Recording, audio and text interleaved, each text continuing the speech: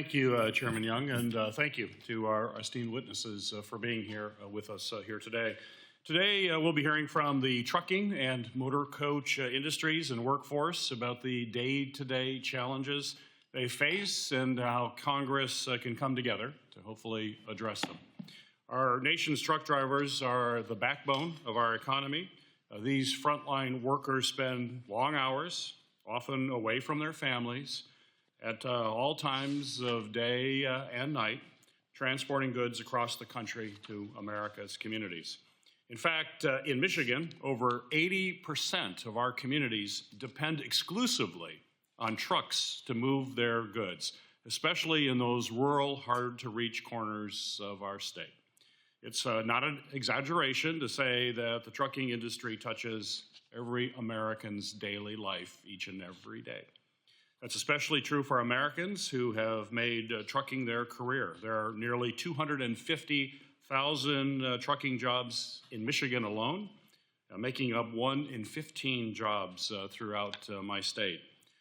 From long and short-haul drivers to mechanics, dispatchers, logistics coordinators, these jobs provide key opportunities for Michiganders. And I'm committed to making sure that these jobs live up to their promise for Michiganders by providing fair wages, health care, and retirement benefits. And that's why I'm proud to have one of the foremost leaders of that fight here to testify today, Teamsters President Sean O'Brien. Mr. O'Brien and members of this panel know today very well the single most important factor in success of our truck drivers and this industry, as well as for road users across the country, is safety. And I believe this committee must prioritize safety in the next surface transportation reauthorization bill for both truckers and those who share the road with, from the deployment of advanced safety technologies and driver assistance systems to investing in safer streets, stronger bridges, to tackling truck parking issues and defending the driver's access to rest and bathrooms, and to addressing both freight fraud and theft as well. I look forward to hearing from our witnesses today on how they think Congress and the Federal Motor Carrier Safety Administration can tackle these issues and how we can ensure the FMCSA follows through on effective enforcement. I know the FMS or CSA will need resources and direction from Congress to do this, and I hope we can work across the aisle to make it happen.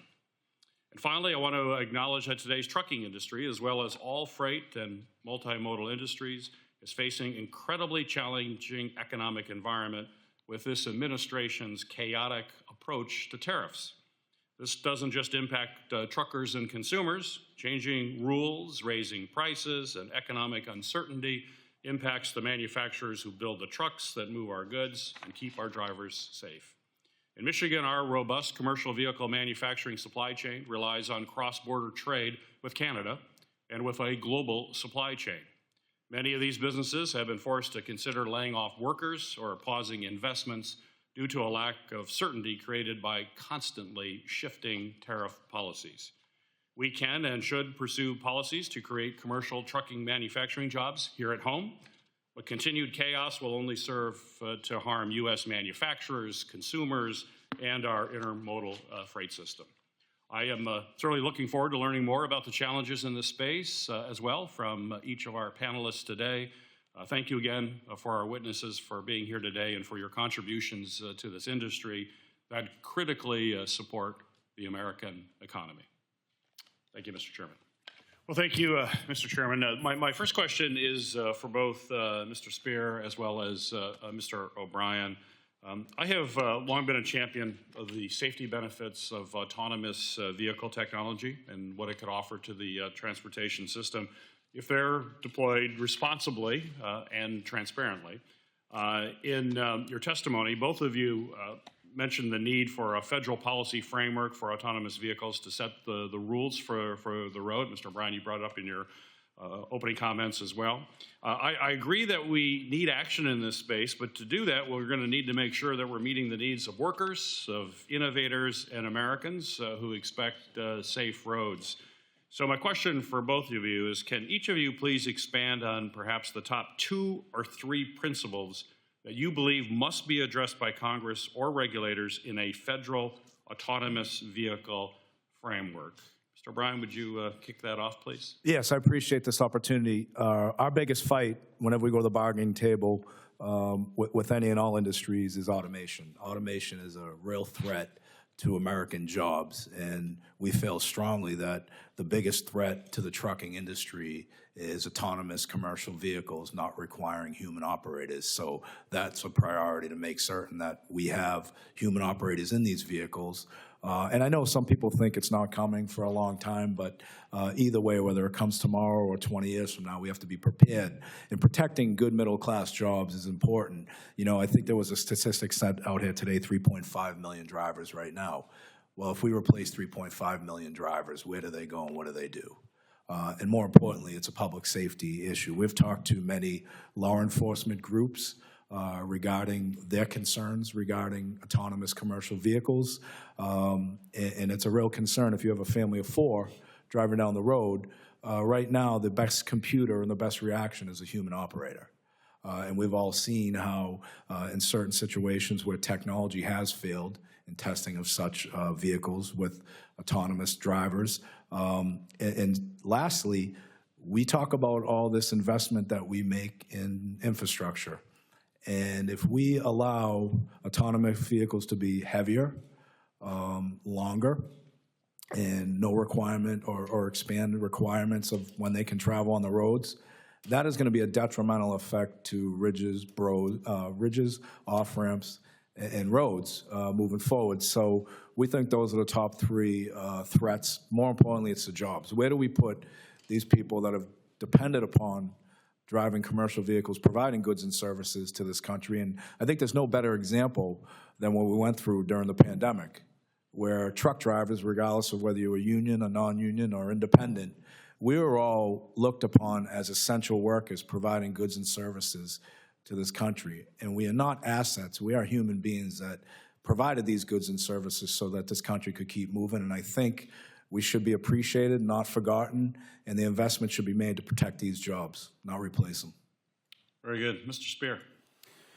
Yeah, I think you, Ranking Member, know full well there's 5 levels of automation. The first 4 require a driver engaged in the operation of the commercial vehicle. Level 5 is driverless.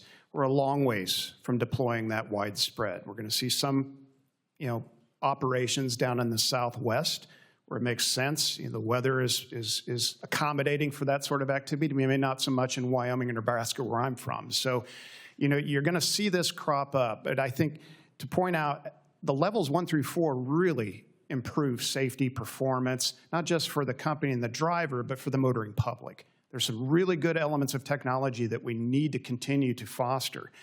Level 5, before we even get to that, I think is important. This also comes down to the driver shortage. If you believe it or you don't believe it, it's a fact. It's a fact. We watch it nationwide. We have the largest number of drivers under our membership. We know the demand for these drivers. And if there is a shortage, the inclusion of such technology, even if it's level 5, is not going to be displacing anyone's jobs. So this is a red herring. It's a baseless threat that I don't believe in, and our industry's proven that. Last thing, in terms of automation, the modes are intermodal now. Okay, my industry includes all ports. We support them. Rail, we're locked arms now. The automation of ports, if you looked at the ILA negotiations that just happened for the East Coast and Gulf Coast ports, and include the ILWU on the West Coast, 65 ports in the United States, and not one of them ranks in the top 50 in the world for productivity, efficiency. We cannot compete. We cannot get the throughput that the president wants in and out of these ports if we don't utilize technology. And you can do it without displacing union jobs. So we need both, is the point. Very good. I know I'm over time, but Mr. Chairman has granted one additional question, which I appreciate, for Mr. O'Brien. In your testimony, you describe a shipping model currently being utilized by Amazon that creates avenues for avoiding accountability at FMCSA. I've raised similar concerns with the National Labor Relations Board regarding reports of Amazon retaliating against unionization activities by delivery service partners. Just a quick question. Given recent changes, what are the difficulties you face at the National Labor Relations Board which have impacted your ability to either prevent or address instances of retaliation or other labor abuses in the industry? Well, I think the National Labor Relations Board, and I've had this conversation with many Democrats, many Republicans, and someone who organizes workers every single day for the last 30 years, the system is broken, and it's been broken for a long time. And we usually try and avoid the NLRB at all costs because it's antiquated, and it is also too long of a time frame to get any type of resolution. But when you're talking about Amazon, the DSP models and the FSP models, you're talking about an employer who has skirted obligations of direct employer and claims that they have nothing to do with these subcontractors, yet they are forced to buy the equipment from Amazon or lease the equipment from Amazon. They're forced to follow the policies and procedures, but they don't go on Amazon's books as it comes to recording safety violations or anything else. And there's proven statistics out there as a result of that. But on a bigger scale, we got a favorable decision in California regarding the DSP model under the current acting general counsel of the NLRB.